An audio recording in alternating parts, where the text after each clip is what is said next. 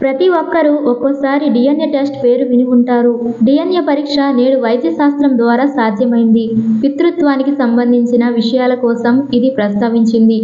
ఇది కొన్ని కష్టమైన కేసులను సాల్వ్ చేయడానికి కూడా ఉపయోగపడుతుంది. అయితే డిఎన్ఏ పరీక్షకు ఎంత ఖర్చు అవుతుందో ఈరోజు తెలుసుకుందాం. డిఎన్ఏ అంటే ఏమిటి? డిఎన్ఏ అంటే డిఆక్సిరైబోన్యూక్లియిక్ యాసిడ్. ఇది మీ జన్యువులు లేదా మీ పూర్వీకుల గురించి చాలా ఖచ్చితమైన సమాచారాన్ని అందించే పరీక్ష. మన శరీరంలో మిలియన్ కొద్ది కణాలున్నాయి. ఎర్ర రక్త కణాలు తప్ప అన్ని ఇతర కణాలు వాటి జన్యు కోడింగ్ను కలిగి ఉంటాయి. ఇది శరీరాన్ని తయారు చేస్తుంది. దీనినే డిఎన్ఏ అంటారు. డిఎన్ఏ పరీక్ష అంటే ఏమిటి? డిఎన్ఏ టెస్ట్ ఈ ప్రక్రియ చాలా సమయం తీసుకుంటుంది. అయితే ఇంతకు ముందు ప్రపంచంలో డిఎన్ఏ టెక్నాలజీ లేదని మీకు తెలుసా? 1984లో తొలిసారిగా వినిపించింది. అప్పటి నుండి దాని వ్యాప్తి ప్రపంచవ్యాప్తంగా పెరిగింది.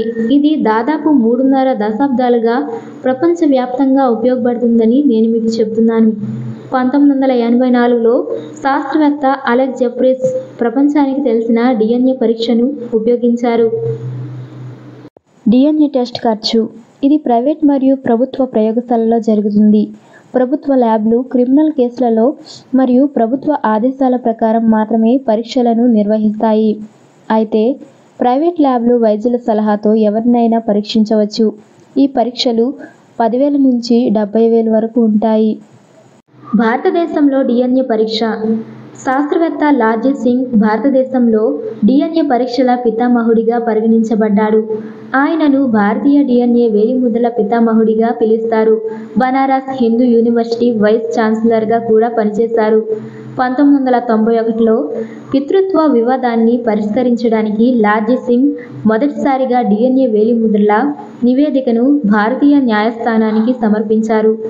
అప్పటి నుండి భారతదేశంలో అనేక సివిల్ మరియు క్రిమినల్ కేసులు డిఎన్ఏ పరీక్ష ఆధారంగా పరిష్కరించబడ్డాయి. ప్రతి కంపెనీకి దాని సొంత డేటాబేస్ ఉంటుంది మరియు ఫలితాలు ఖచ్చితమైనవి కాకపోవచ్చు. డిఎన్ఏ పరీక్ష కంపెనీలు డిఎన్ఏ ఖచ్చితత్వాన్ని పరీక్షించడానికి వారి డేటాబేస్లలో కనిపించే సాధారణ జన్యు వైవిధ్యాలను ఉపయోగిస్తాయి.